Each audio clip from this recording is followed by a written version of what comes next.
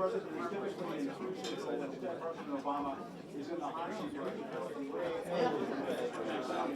The public is deeply worried about his handling of their responsibility of protecting the U.S. homeland right now. There are details as to whether or not the U.S. government will stop it. After what happened in a couple of weeks ago, so I suspect if I got to come out more on to make sure the American people go into the holiday season, that is conference like that is hanging in the air, that all Americans feel watching deeply right now. On account of that, well, the president is going to come out here and talk about some of his accomplishments or accomplishments he feels like he's racked up over the last year. The climate change deal in Paris, the Iran nuclear deal, and all of you heard about the Friday news dump. We just got the end of the year news dump. The White House just announced in the last couple of minutes the president is committing the sentences of nearly 100 non-violent drug offenders. That is, of course, part of the president's push for criminal justice reform. The push to take into the coming of the year, we've been told by White House officials that is one of the president's top priorities in addition to gun control. I hear you expecting an executive order on that after the holidays. And the president is still determined to close down that terror detention facility at Guantanamo. That is something he's been wanting to do since he first ran for president back in 2008. He has not been able to do it. He's been supported at every turn by Republicans in Congress. As a matter of fact, there were roadblocks put up with this omnibus bill by Congressman President Obama. He is expected in the new year to go back to Congress and ask them once again for some kind of road ahead to close down that terror detention facility. So I suspect the president will talk about that as well.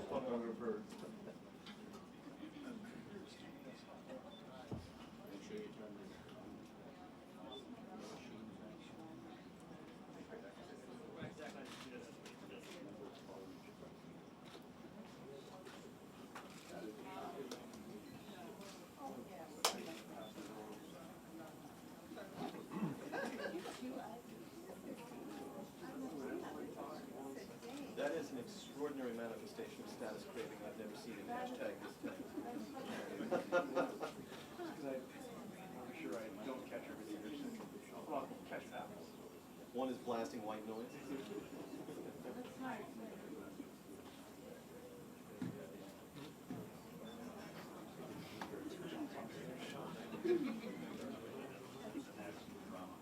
So it's funny.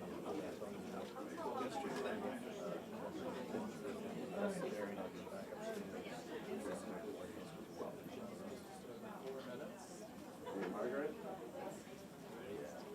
Yeah?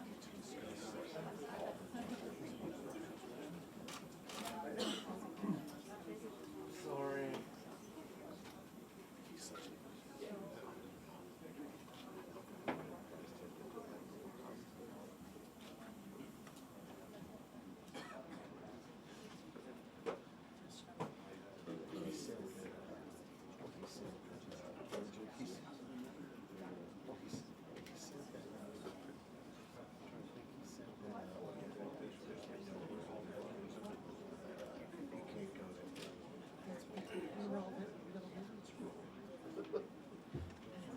I don't have an email. Yeah. Yeah, so that's what's fun. Yeah, because Bridget goes there. Nothing against her, but she goes to everything.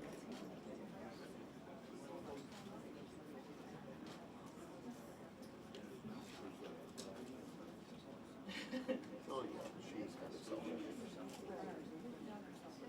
That's her personality.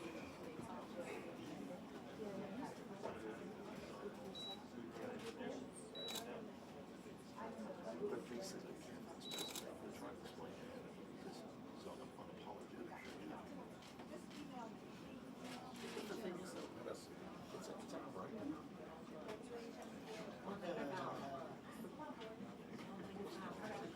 Wait, what?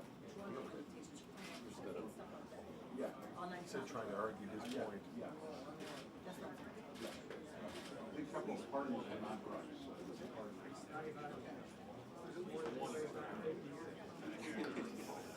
Yeah, me too.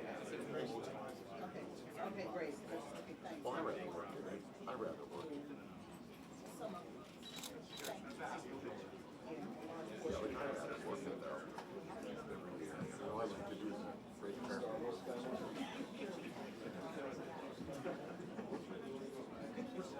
Hawks. I'm talking about that. Elephant. I'm sorry. Can I clean my lens?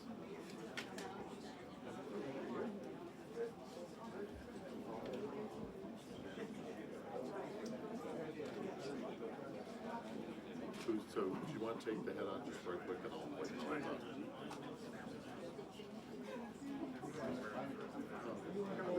Just to tease it.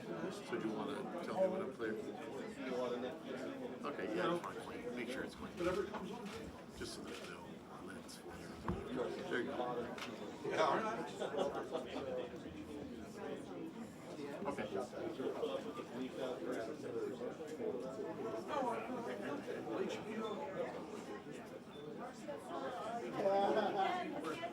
Okay, yeah, it's mine. Thank you.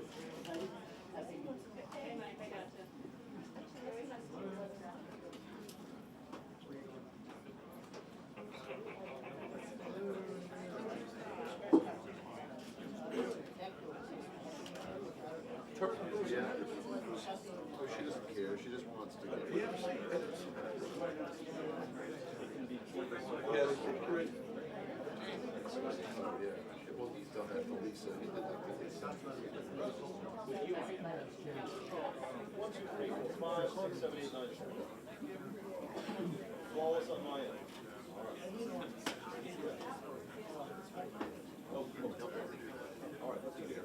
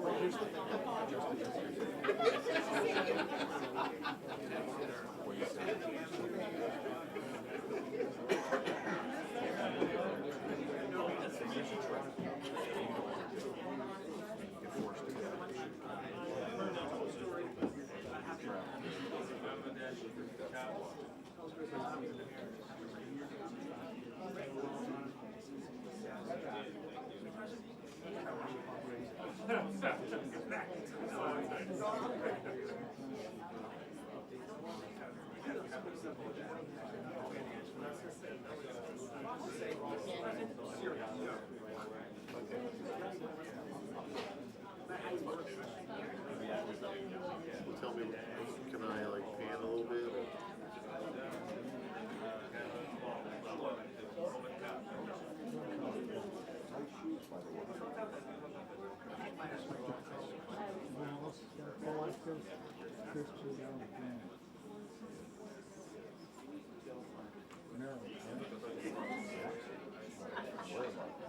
Anyway, we are 3 minutes late.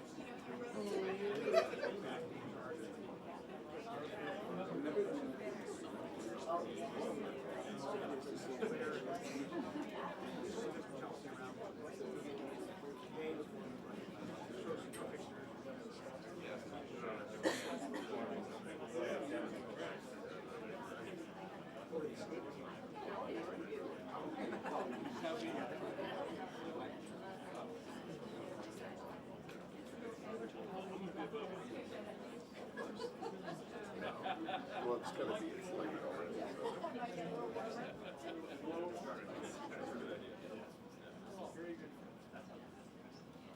Well, his papers are up there already.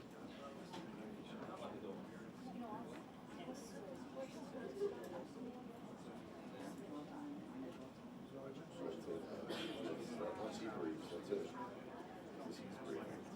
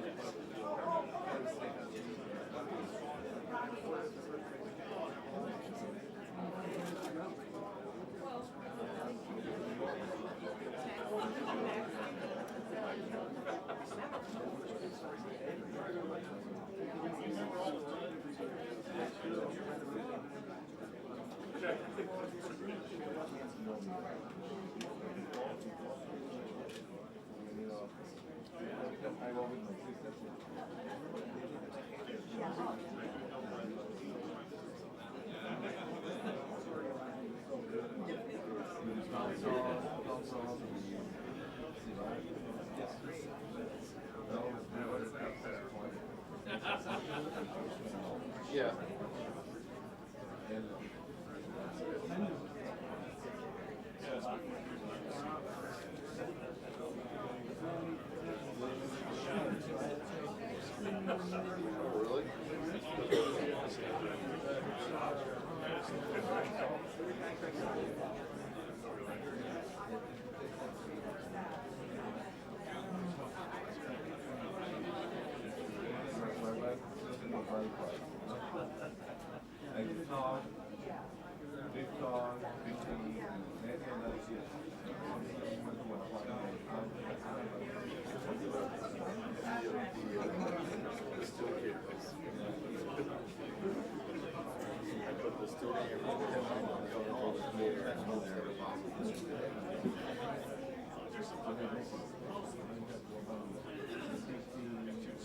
Usually I put my ABC's first. Get her and put her ABC. So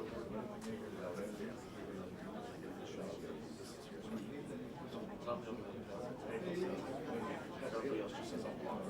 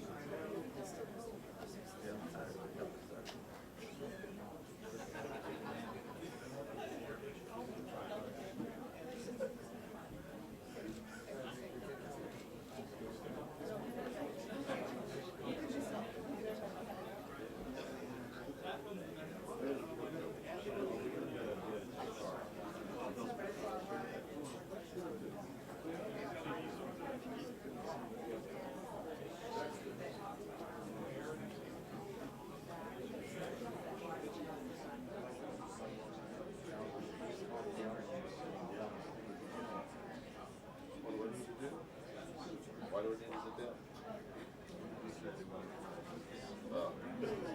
I like to move this as the way, you know, like how like space. And look, somebody who, this is Gene Cook's spot. So this is his spot for, this is his phone.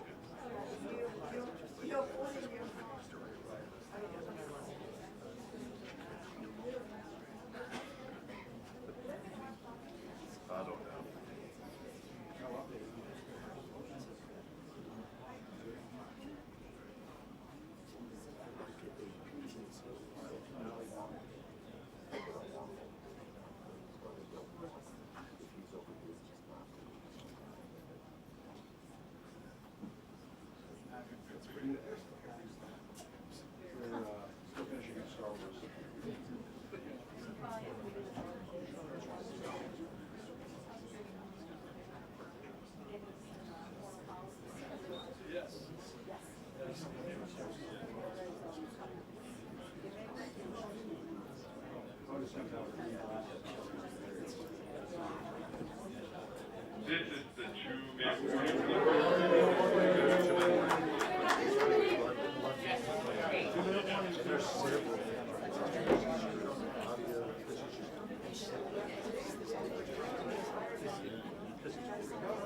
Audio.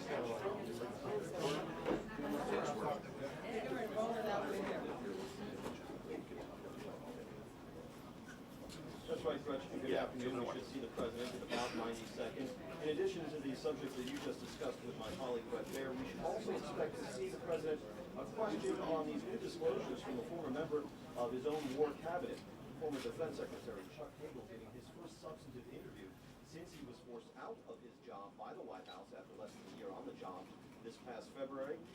Hagel, like other former officials, former aides to the president, painting a picture of a White House that has sometimes made critical national security decisions on the basis of political considerations. But that's just one piece of a larger puzzle of counterterrorism and national security involving a larger struggle against ISIS that we expect to see the commander-in-chief questioned on here in this news conference. Well, there is going to be a president who wants to retake control of the narrative here. Look, it's always difficult in the last year of a second term for a president to say something, but I visit to San Bernardino will be It sure has, and he needs to, as it's pointed out in the majority, because Trump now has lost faith in his ability to handle this threat. In fact, George, if you look at our polls, it's fairly absurd of voters saying that they approve of his handling of the fight with ISIS. And today, in an interview, his former defense secretary, Chuck Hagel, said that his micromanagement of the Pentagon on this was dangerous. That becomes the former defense secretary, former President Obama, chosen by President Obama, to have come out to question his strategy that he was a terror threat. So I expect him to try to be reassuring on that score. He will also, of course, tell us that the domestic agenda is plans for what will be his last year in office. As you know, last year was a very tough time to get anything done, especially dealing with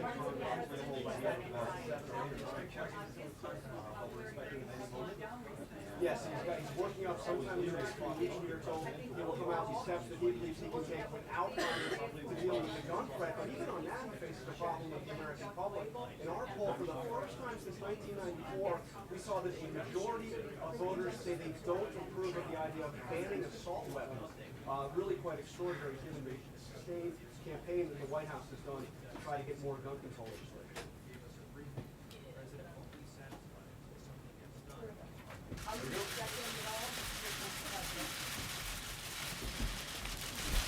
Good afternoon, everybody. Clearly, this is not the most important event that's taking place in the White House today. There is a screening of Star Wars for Gold Star families and children coming up, so I'll try to be relatively succinct. Let me say a few words about the year behind us and the year ahead, and then I'll take a few questions. As I look back on this year, one thing I see is that so much of our steady, persistent work over the years is paying off for the American people in big, tangible ways. Our early actions to rescue the economy set the stage for the longest streak of private sector job growth on record, with 13.7 million new jobs in that time. The unemployment rate has been cut in half, down to 5%. And most importantly, wages grew faster than at any time since the recovery began. So over the course of this year, a lot of the decisions that we made early on have paid off. Years of steady implementation of the Affordable Care Act helped to drive the rate of the uninsured in America below 10% for the first time since records were kept on that. Healthcare prices have grown at their lowest level in 5 decades. 17 million more Americans have gained coverage, and we now know that 6 million people have signed up through healthcare.gov for coverage beginning on January 1st, 600,000 on Tuesday alone. New customers are up 1/3 over last year, and the more who sign up, the stronger the system becomes. And that's good news for every American who no longer has to worry about being just one illness or accident away from financial hardship. On climate, our early investment in clean energy ignited a clean energy industry boom. Our actions to help reduce our carbon emissions brought China to the table, and last week in Paris, nearly 200 nations forged a historic agreement that was only possible because of American leadership.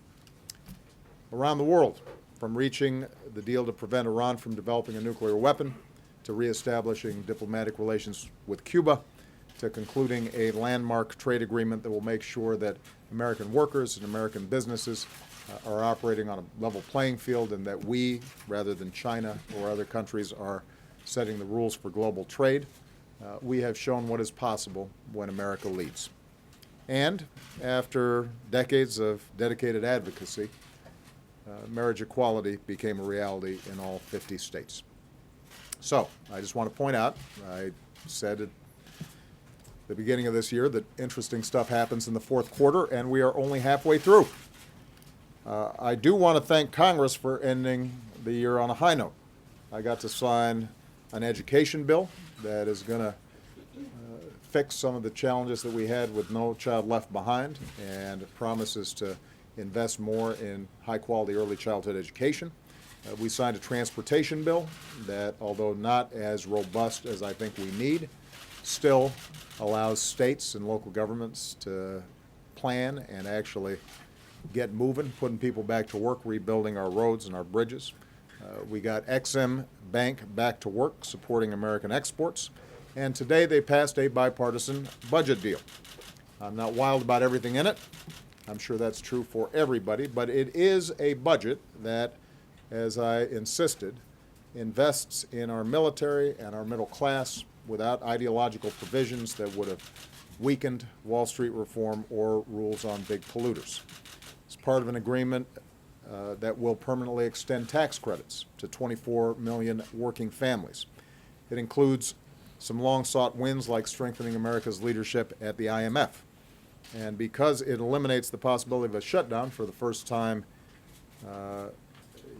or for the first 9 months of next year, Congress and I have a long runway to get some important things done on behalf of the American people.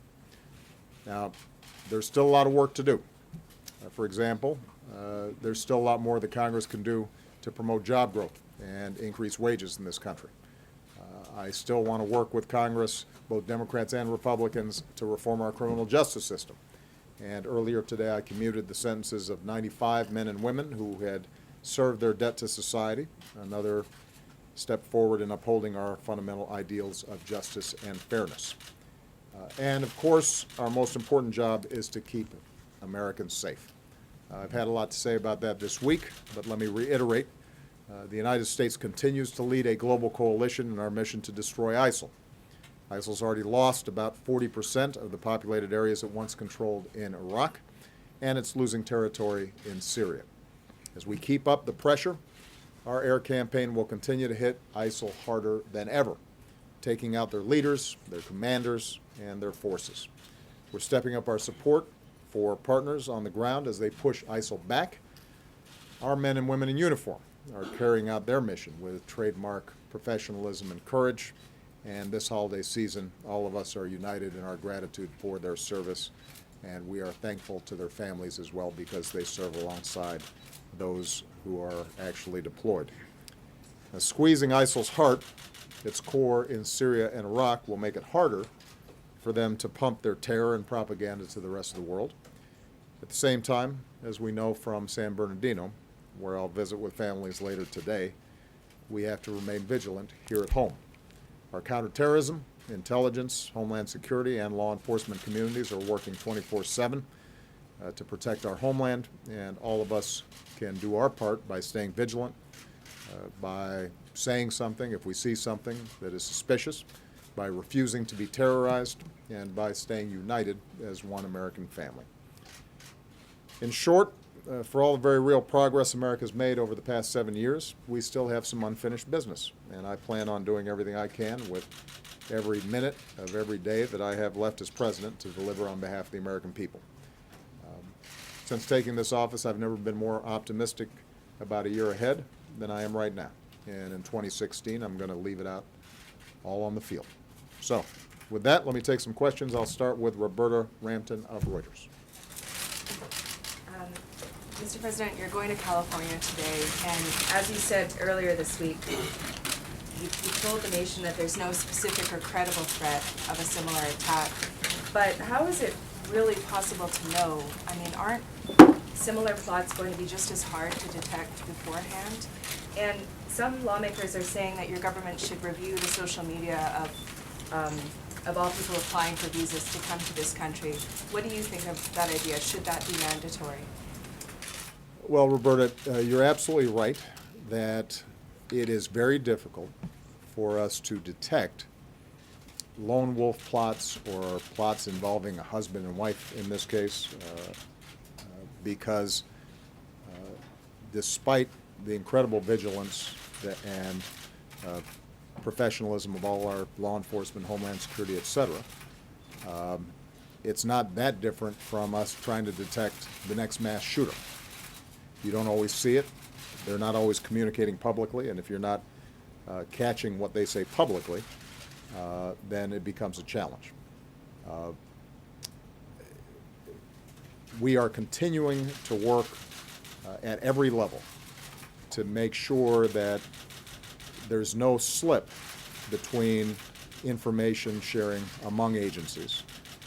We're continuing to strengthen our information sharing with foreign countries, and because in part of the tragedy in Paris, I think you're seeing much greater cooperation from our European partners on these issues.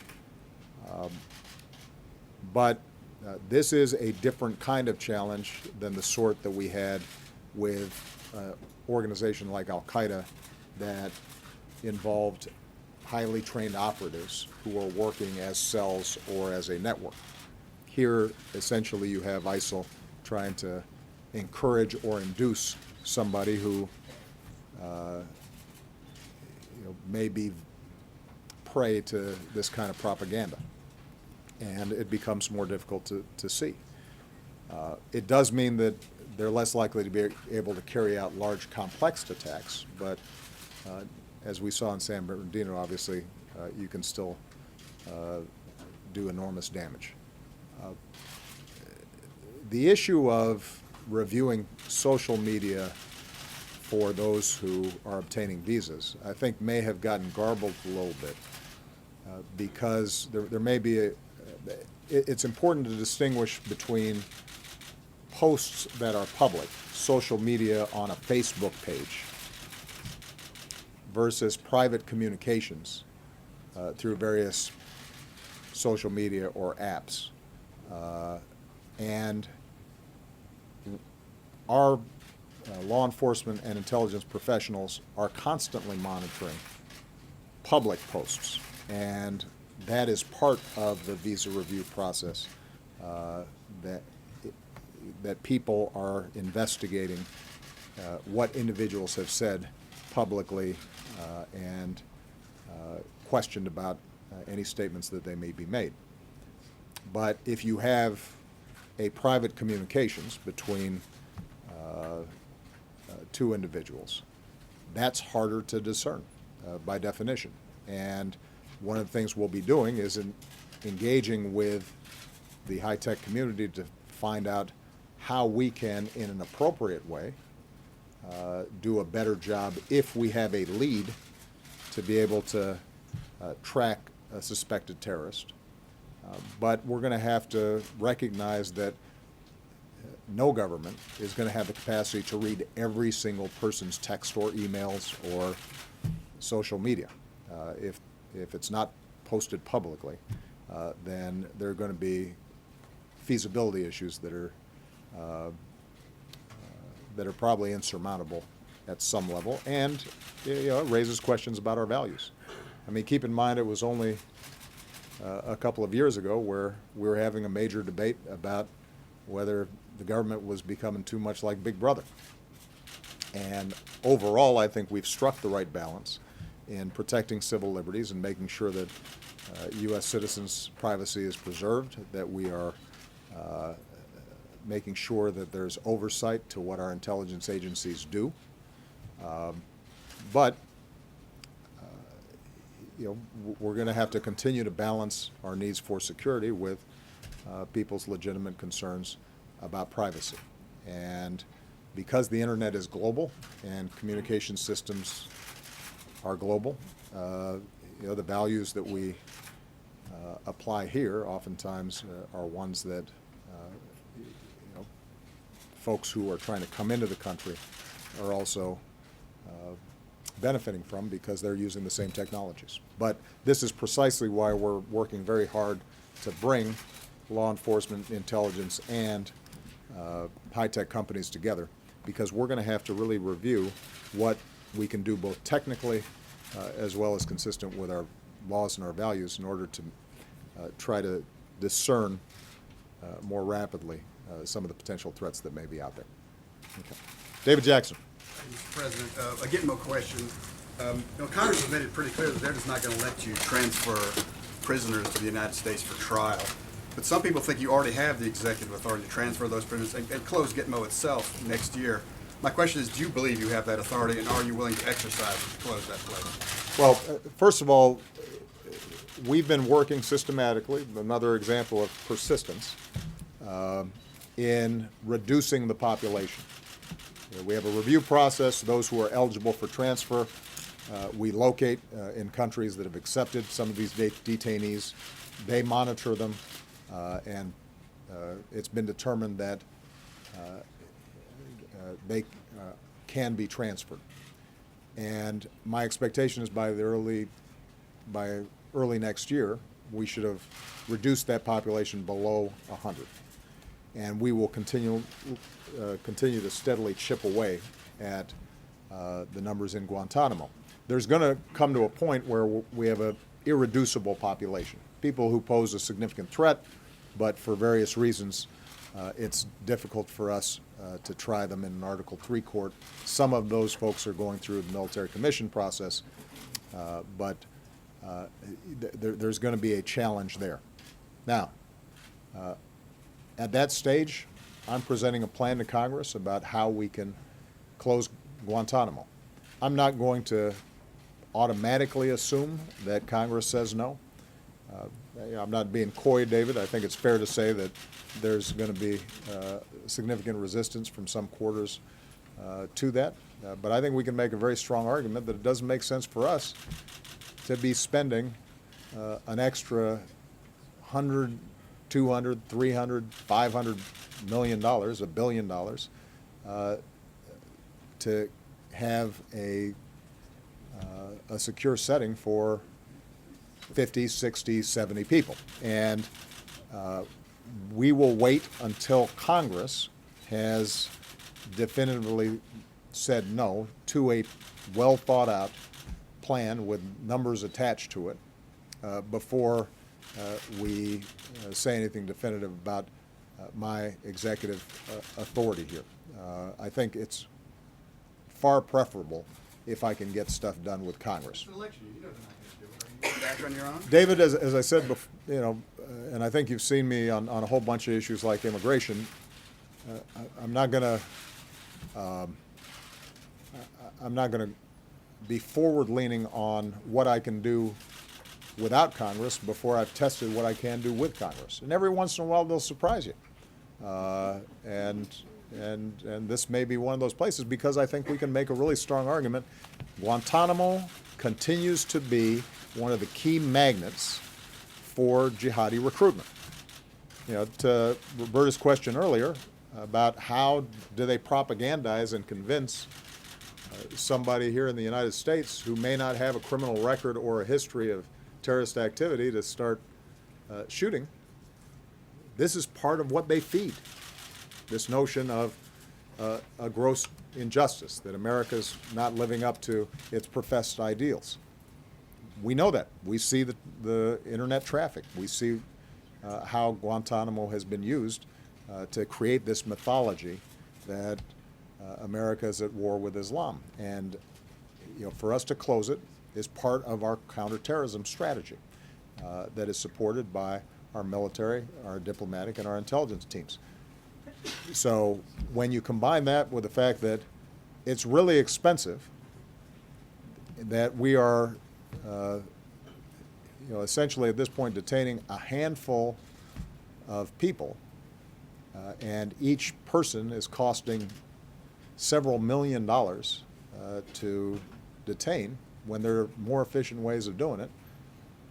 I think we can make a strong argument. But I'll take your point that it'll be an uphill battle. Every battle I've had with Congress over the last 5 years has been uphill, but we keep on surprising you by actually getting some stuff done. On immigration. Sometimes that may prove necessary, but we try not to get out ahead of ourselves on that. Julie Pace. Thank you, Mr. President. I wanted to ask you about some of the broader challenges in the Middle East. Yeah. Some of the Republicans who are running for president have argued that the Mideast and the United States would be safer if you hadn't had regime change in places like Iraq, Libya, and Egypt. And having gone through the experience of the Arab Spring and the aftermath, I wonder what you now see the U.S. role in the Middle East in terms of trying to push dictators out of power. Would you advise future presidents to call for authoritarian leaders to step down, as you did? And just specifically on Syria, at this point, is it your expectation that Bashar Assad's presidency will outlast yours? You know, there's been a lot of revisionist history, sometimes by the same people, making different arguments depending on the situation. So maybe it's useful just for us to go back over some of these issues. We did not depose Hosni Mubarak. Millions of Egyptians did because of their dissatisfaction with the corruption and authoritarianism of the regime. We had a working relationship with Mubarak. We didn't trigger the Arab Spring. And the notion that somehow the U.S. was in a position to pull the strings on a country that is the largest in the Arab world, I think is mistaken. What is true is that at the point at which the choice becomes mowing down millions of people or trying to find some transition, we believed, and I would still argue, that it was more sensible for us to find a peaceful transition to the Egyptian situation. With respect to Libya, Libya is sort of a alternative version of Syria in some ways, because by the time the international coalition interceded in Syria, chaos had already broken out. You already had the makings of a civil war. You had a dictator who was threatening and was in a position to carry out the wholesale slaughter of large numbers of people. And we worked under UN mandate with a coalition of folks in order to try to avert a big humanitarian catastrophe that would not have been good for us. Those who now argue, in retrospect, we should have left Gaddafi in there, seem to forget that he had already lost legitimacy and control of his country, and we could have, instead of what we have in Libya now, we could have had another Syria in Libya now. The problem with Libya was the fact that there was a failure on the part of the entire international community, and I think that the United States has some accountability for not moving swiftly enough and underestimating the need to rebuild government there quickly. And as a consequence, you now have a very bad situation. And as far as Syria goes, I think it is entirely right and proper for the United States of America to speak out on behalf of its values.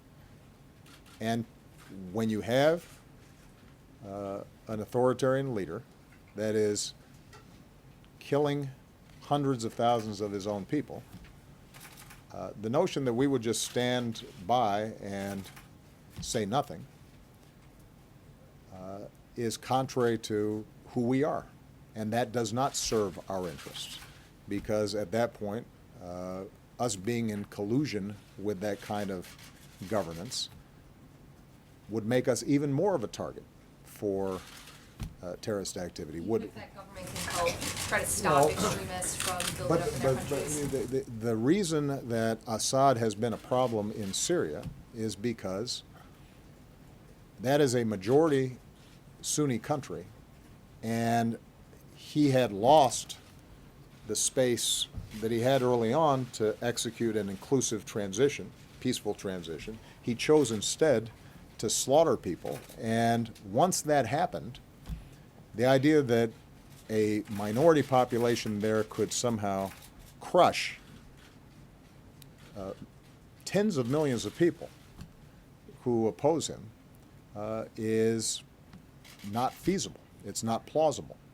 Even if you were being cold-eyed and hard-hearted about the human toll there, it just wouldn't happen. And as a consequence, our view has been that you cannot bring peace to Syria, you cannot get an end to the civil war unless you have a government that is recognized as legitimate by a majority of that country. It will not happen. And this is the argument that I've had repeatedly with Mr. Putin, dating 5 years ago, at which time his suggestion, as I gather some Republicans are now suggesting, was, you know, Assad's not so bad. Let him just be as brutal and repressive as he can, but at least he'll keep order. And I said, look, the problem is that the history of trying to keep order when a large majority of the country has turned against you is not good. And 5 years later, I was right. So we now have an opportunity, and John Kerry is meeting as we speak with Syria and Turkey and Iran and the Gulf countries and other parties who are interested. We now have an opportunity not to turn back the clock. It's going to be very difficult to completely overcome the devastation that's happened in Syria already, but to find a political transition that maintains the Syrian state, that recognizes there are a bunch of stakeholders inside of Syria, and hopefully to initiate a ceasefire that won't be perfect but allows all the parties to turn on what should be our number one focus, and that is destroying Daesh and its allies in the region. And that is going to be a difficult process. It's going to be a painstaking process, but there is no shortcut to that. And that's not based on some idealism on my part. That's a hard-headed calculation about what's going to be required to get the job done. Do you think that Assad, though, potentially could remain in power a year from now?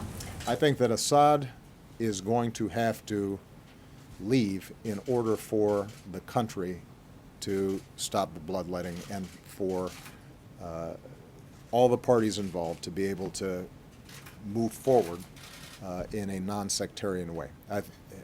He has lost legitimacy in the eyes of a large majority of the country. Now, is there a way of us constructing a bridge, creating a political transition that allows those who are allied with Assad right now, allows the Russians, allows the Iranians to ensure that their equities are respected, that minorities like the Alawites are not crushed or retribution is not the order of the day. I think that's going to be very important as well. And that's what makes this so difficult. Sadly, had Assad made a decision earlier that he was not more important personally than his entire country, that kind of political transition would have been much easier. It's a lot harder now. But John Kerry's been doing some excellent work in moving that process forward, and I do think that you've seen from the Russians a recognition that after a couple of months, they're not really moving the needle that much, despite a sizable deployment inside of Syria. And of course, that's what I suggested would happen, because there's only so much bombing you can do when an entire country is outraged and believes that its ruler doesn't represent them. Cheryl Bowen. Thank you, Mr. President. I'd like to ask you about the surprising Congress. Specifically, what are your top legislative priorities for next year? And how has the new Speaker, Paul Ryan, changed the dynamic with you and Capitol Hill? And can you be more ambitious next year, doing things like maybe completing the transatlantic trade partnership or even getting tax reform? Well, first of all, it's important to give some credit where credit is due. John Boehner did a favor to all of us, including now Speaker Ryan, by working with us to agree on a top-line budget framework. That was the basis for subsequent negotiations. He was able to do that because he was going out the door, and was then given, I think, a little more room to maneuver than he previously had. Having said that, I also want to give Speaker Ryan credit. I called both him and Mitch McConnell, as well as Nancy Pelosi and Harry Reid, for the orderly way in which they actually negotiated a budget, the way Congress is historically and typically supposed to work. I mean, we've gotten kind of used to last-minute crises and shutdown threats and so forth, and this is a messy process that doesn't satisfy everybody completely, but it's more typical of American democracy. And I think that Speaker Ryan deserves a role in that. I will say that in his interactions with me, he has been professional. He has reached out to tell me what he can do and what he cannot do.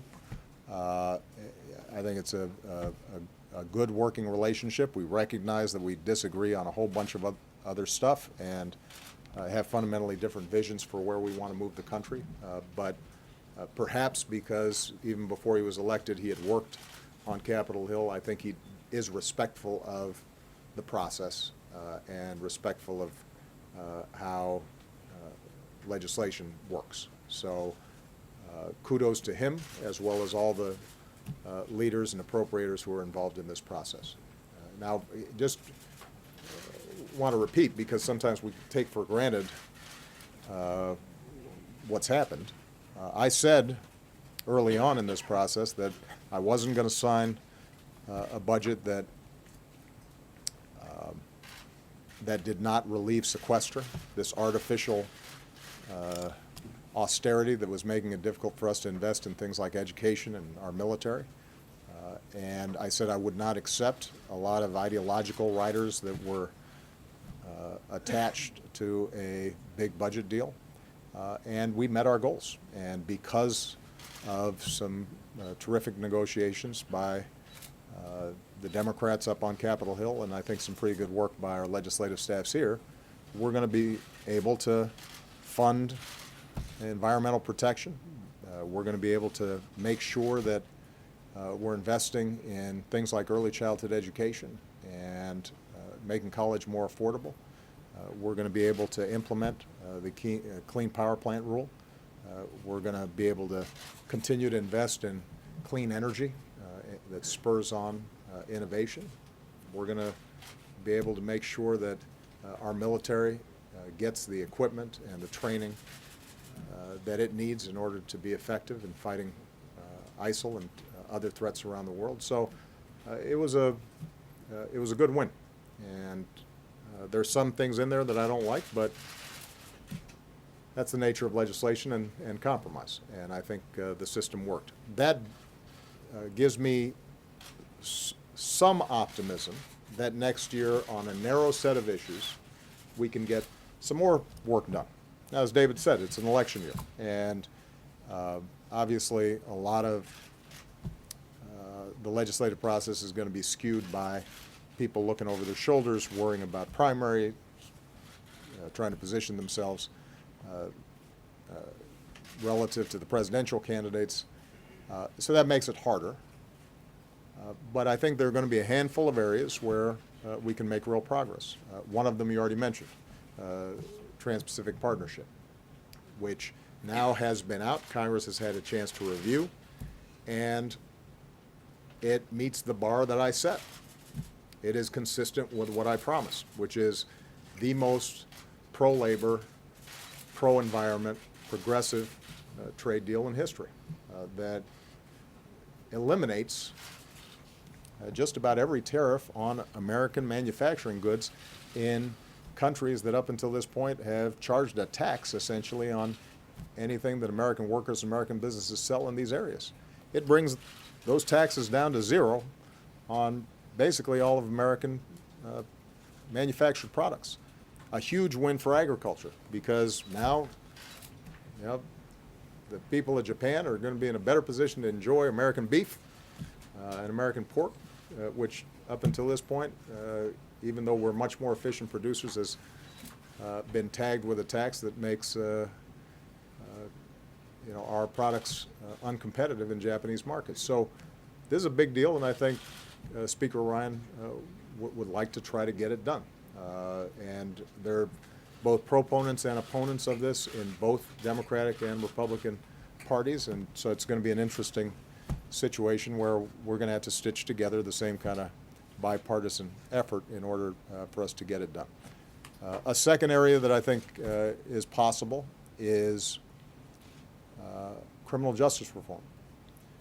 There has been sincere, serious negotiations and efforts by Democrats and Republicans to create a criminal justice system that is more fair, more even-handed, more proportionate, and is smarter about how we reduce crime. And I've really been impressed by the dedication of a core group of Democrats and Republicans, some of them the most liberal Democrats and the most conservative Republicans coming together saying this is the right thing to do. We've got a good bill in the Senate that passed with bipartisan support out of committee. My hope is that that gets to the floor and that we can pair it up with a good bill out of the House. And this is an area where you potentially can see us save money, reduce recidivism, make sure that people who make a mistake on nonviolent crimes have to pay the price, have to serve time, but are released in a reasonable fashion, that they have more support so that they're less likely to go back into the criminal system subsequently. And that's an area where I think we may be able to make a big difference. So those are just two examples. We'll keep on looking for a number of examples like that. And wherever there's an opportunity, I'm going to take it. Okay. Philip Crowder. Philip Crowder. Thank you, Mr. President. You mentioned climate change already, and at the time of the signing of the deal in Paris, you said it was potentially a turning point for the world. But this was a deal that is not a legally binding document, and you bypassed Congress pretty much completely. Are you worried at this point that a Republican president who might take over from you in the White House could stop the deal in its tracks entirely? And considering that possibility, are you more interested in campaigning for a Democratic nominee, considering that danger? I think it's fair I was going to be campaigning for a Democratic nominee, even without that danger.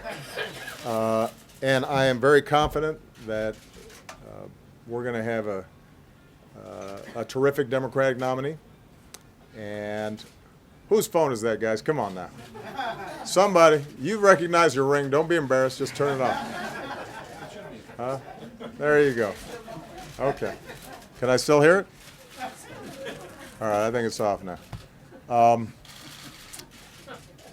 I think we will have a strong Democratic nominee. I think that Democratic nominee will win. I think I will have a Democratic successor. And I will campaign very hard to make that happen for a whole variety of reasons, because they're far more likely to share my fundamental vision about where America should go. But having said that, what I think people should also feel good about is that the agreement struck in Paris, although not legally binding when it comes to the targets that have been set, does create this architecture in which all around the world countries are saying, this is where we're going. We're going to be chasing after this clean energy future. This is how we're going to meet our goals. We're going to double down on solar power. We're going to double down on wind power. We're going to invest more heavily in biofuels. We're going to figure out battery technologies. And what you saw in this budget, which I think was really significant, was an extension of the solar tax credits and wind tax credits that we had helped to really boost early on in my administration, and that it resulted in wind power increasing threefold, solar power increasing by 20-fold. those tax credits are now going to be extended for 5 to 7 years. And as a consequence, that combination of market signals means that the private sector is going to start investing much more heavily. They know this is coming. And it's not just coming here, it's coming around the world. So you now have a global marketplace for clean energy that is stable and accelerating over the course of the next decade. That then creates a different dynamic that is independent of what Congress does, but also helps to shape what Congress does. Because the more people that are now getting jobs in solar installation and production, the more that you have companies who are seeing how American innovation can sell products in clean energy all across the Asia Pacific and in Europe and in Africa. Suddenly there's a big monetary incentive to getting this right. And that's been the history of environmental progress in this country, and now we've exported it around the world. Every time we've made a decision, you know what, we're going to have clean air. The predictions were everything would fall apart.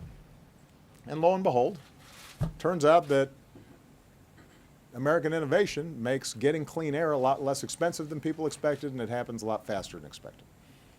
When we made a decision that we were going to double fuel efficiency standards on cars, everybody said, oh, this is going to ruin the American auto industry. The American auto industry has been booming over the last couple of years. Acid rain, when George H.W. Bush instituted a system to charge for the emissions that were causing acid rain, everybody said, well, you can't do that. That's going to ruin business. And it turned out it was smoother, faster, quicker, better.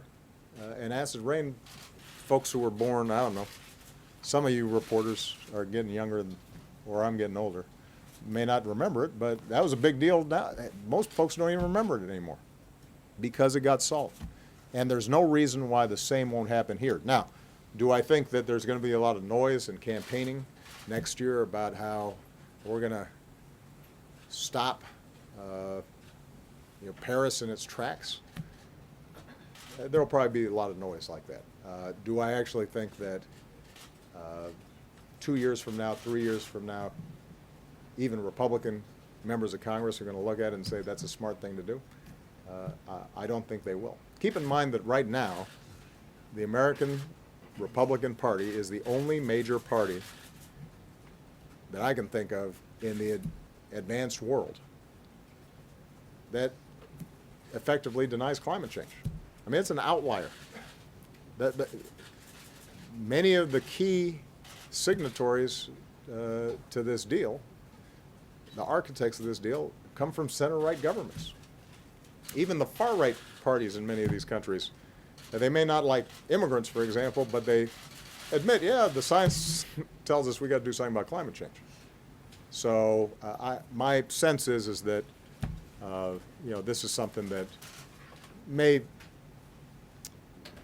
be an advantage in terms of short-term politics in a Republican primary. It's not something that is going to be a winner for Republicans long-term. You mentioned American leadership. Is it embarrassing to you that the other party denies climate change? No, it's because first of all, I'm not a member of that party.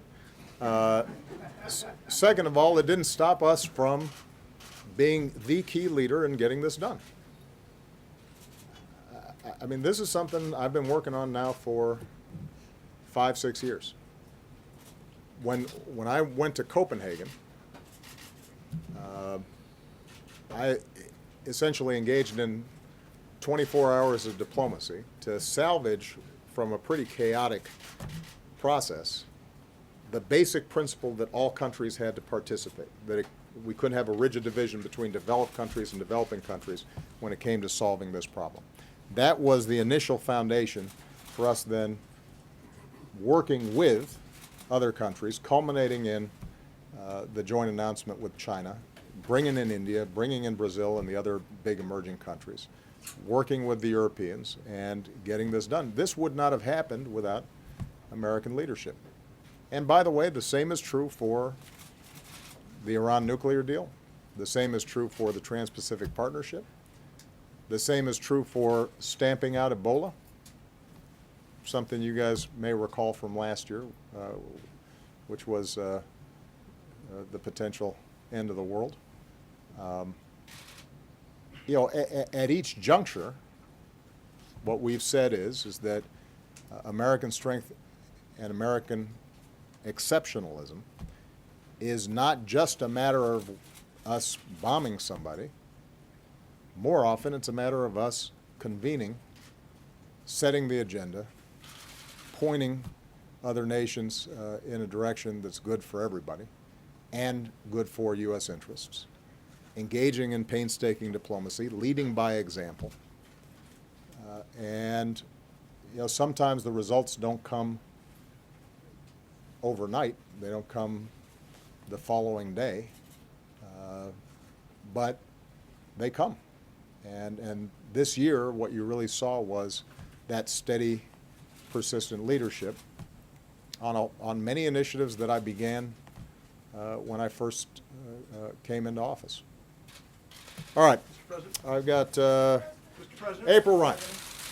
Mr. President, I want to ask you something on criminal justice. Going back to something you said, and also something from Julie Pace. Your administration contends the United States has 5% of the world population, but 25% of the global jail population. What legislation are you supporting that significantly cuts mass incarceration in this country? And then going back to the Assad issue, does Assad have to go to defeat ISIS? Well, we're going to defeat ISIS.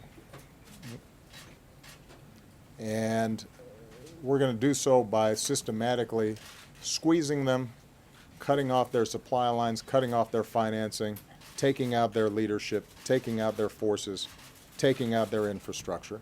We're going to do so in partnership with forces on the ground that sometimes are spotty, sometimes need capacity building, need our assistance, need our training, but we're seeing steadily progress in many of these areas.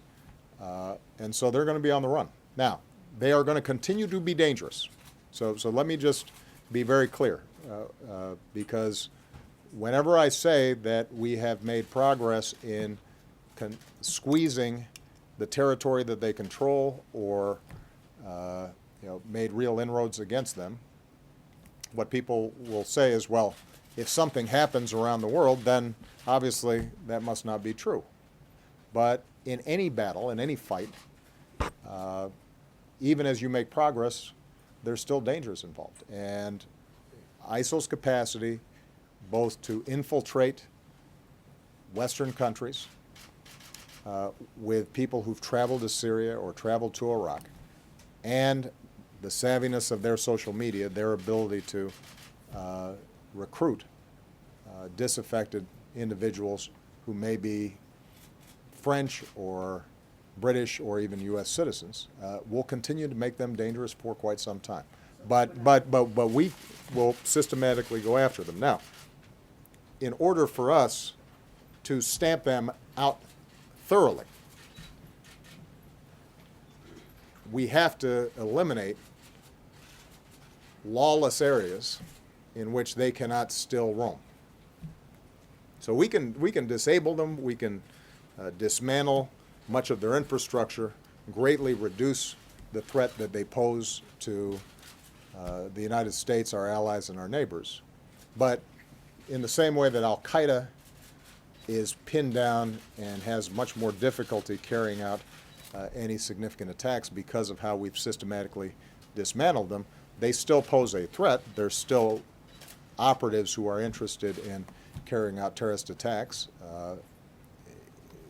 because they still operate in areas between Pakistan and Afghanistan, or more prominently right now in Yemen, that are hard to reach.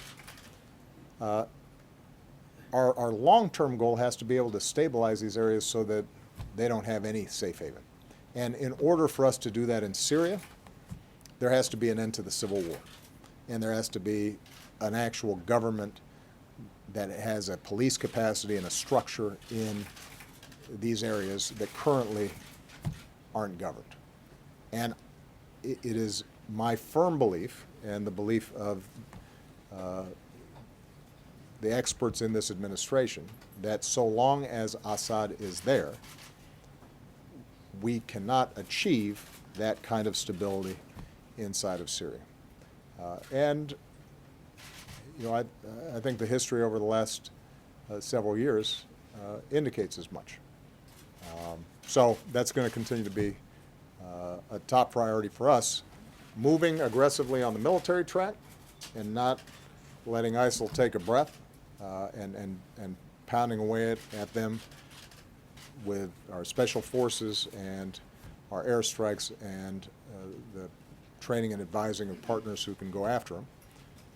But we also have to keep very aggressive on this diplomatic track in order for us to bring countries together. All right? Everybody? Oh, on criminal justice reform, I answered the question. I'm hopeful. Well, right. And April, what I said is that I strongly support the Senate legislation that's already been put forward.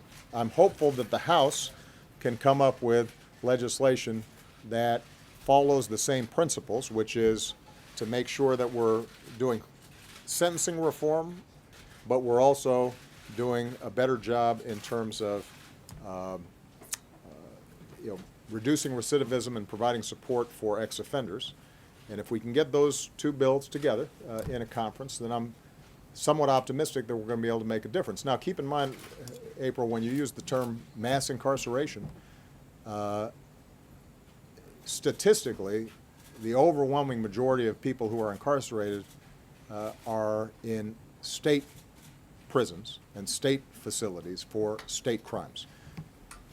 We can only focus on federal law and federal crimes. And so there's still going to be a large population of individuals who are incarcerated even for nonviolent drug crimes, because this is a trend that started in the late 80s and 90s and accelerated at the state levels. But if we can show at the federal level that we can be smart on crime, more cost effective,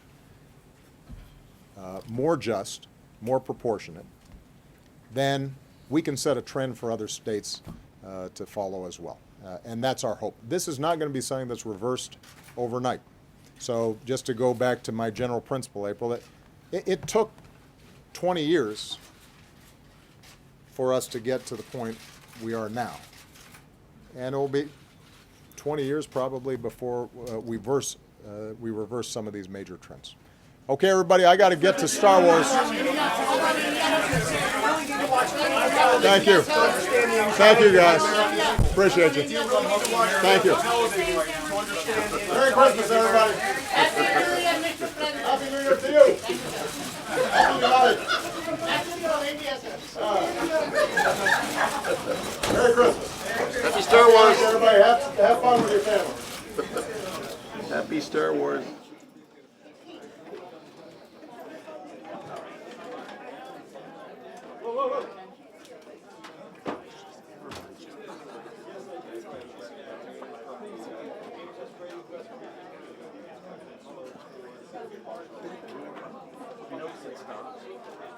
Because I got the attention of one of the still photographers. I said, it's in his camera. It's like, it was like a typewriter. Someone was typing a story. The old UPI telex. So what did you say with that? Oh, here?